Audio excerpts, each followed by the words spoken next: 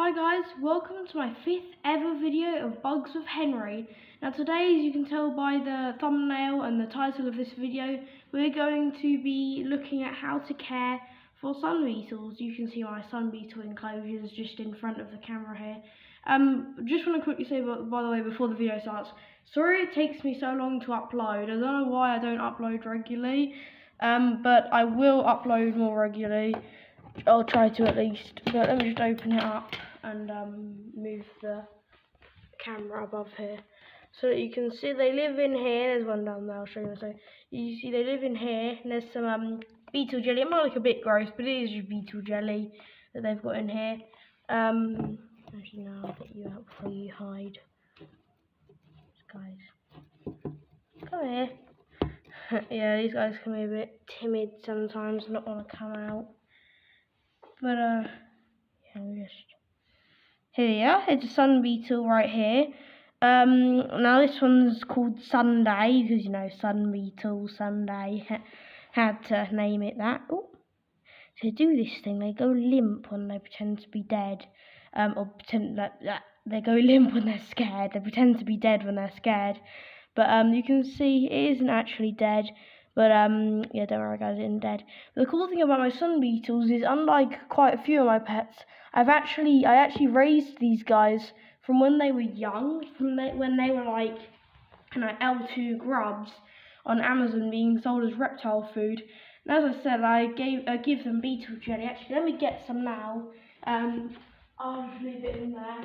And yeah, sun beetles actually can fly, which is pretty crazy. They can fly.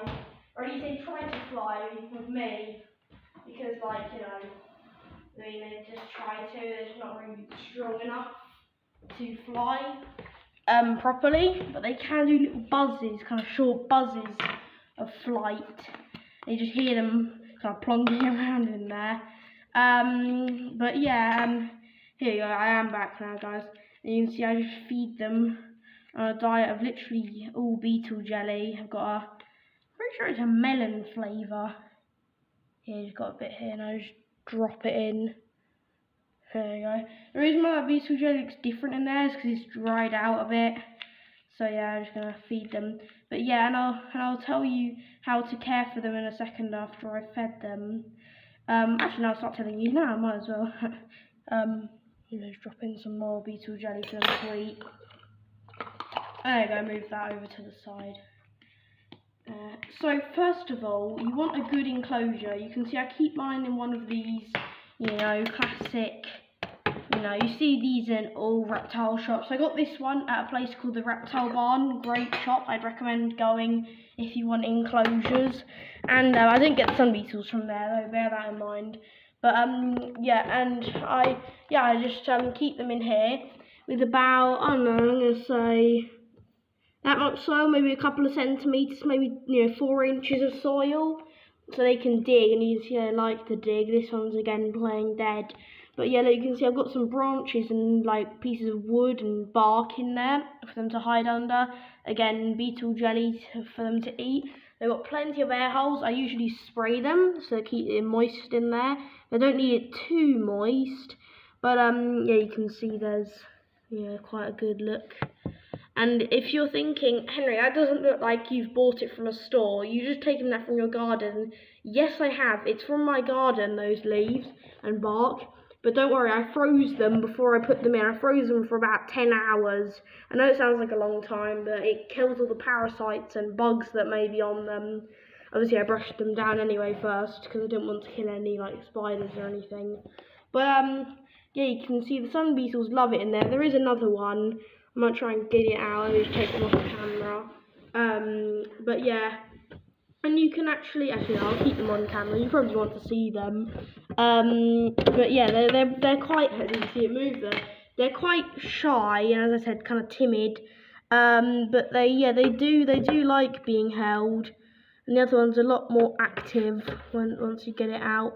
Now the only thing with these guys is they're a bit harder. Actually, it's almost impossible to tell their genders, because they're obviously, they're not like stag beetles like Kyoto or Romeo, none of the big horns.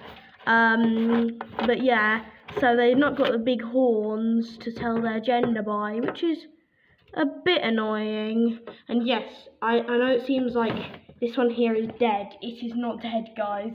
Do not worry. But yeah, and you can actually see from above their enclosure. And you see the beetle jelly just kind of falls around the place and they just eat it off the floor, really. Yeah, bugs aren't the cleanest pets ever. But, you know, I mean, they're still cool. They're not clean, but they're cool. Okay, I don't know if I can find this other one. Yeah, it seems to be hiding itself. I'll take all the like wood and bark out of the enclosure so you can get a better look at just how much soil I use for them, because I use quite a lot of soil. And yeah, by the way, yes, I think no, I didn't actually.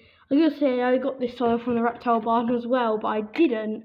I got it from, it's actually compost, houseplant compost that you can it works really well actually. You can see it just, you know, has a nice kind of woodland look to it, has a nice texture, and it's easy for the sun beetles to burrow into. Even if you squirt it quite damp, you know, it will retain moisture but not too much moisture. It's just pretty much the perfect soil for sun beetles in general. It's also what I use for Kyoto soil, which is quite cool. Yeah, because I am going to do a how to care for stag beetles with I have to decide which one I want to use, Romeo or Kyoto, because I said I'd update Romeo, but then Kyoto hasn't been seen too much, and I think that video was received quite well. But yeah. Oh God, where is it? By the way, sorry. I can't find it, so I'll just have to. Oh man, have to go without. Oh, there it is. Hello. Just as I give up my hopes of finding it, I find it. This one's quite a bit smaller than the other, but this one's called Christmas, because, fun story, it hatched on Christmas Day. Or at least I found it on Christmas Day. As I said, yeah, it hatched out from its pupal chamber on Christmas Day. And now I can show you how you can set up the sun beetle enclosure. So again, you want quite a thick layer of soil, spread that around. Also, let me just put the camera up a bit so you can see better. Just get the sun beetle off my hand. There we go. So now you can see better. You can see you want quite a lot of soil, and then you just put in these pieces of bark. You know, these guys are probably hungry. I may have actually lost my beetle jelly in the soil. What is wrong with me, guys? I have to remind myself next time not to let myself lose the beetle jelly in the soil. But yeah, I don't worry, I'll add a bit more in a second once I'm done, you know, sorting out the enclosure. And I usually put this up here so they can climb, because yeah, these guys do like to climb a little bit. They don't seem like the kind of bug who will climb kind of slow, but you know, they can. As I said, they can fly, they can climb. They're actually quite cool bugs. Now this video is getting a bit long, yeah, 8 minutes. Man, this video is getting long, so I'll just drop in some beetle jelly and do an outro. But yeah, once again, liking pretty much all my videos. Thanks for all the support, and I hope this guide helps you get, you know, stuff for your pets. Oh, I accidentally hit the beetle jelly and the bug. Hope this helps you get stuff for your pets and helps you keep your sun beetles if you're thinking of getting any anytime soon. But yeah, that's going to be it for this video. Stay tuned for my next videos. Bye!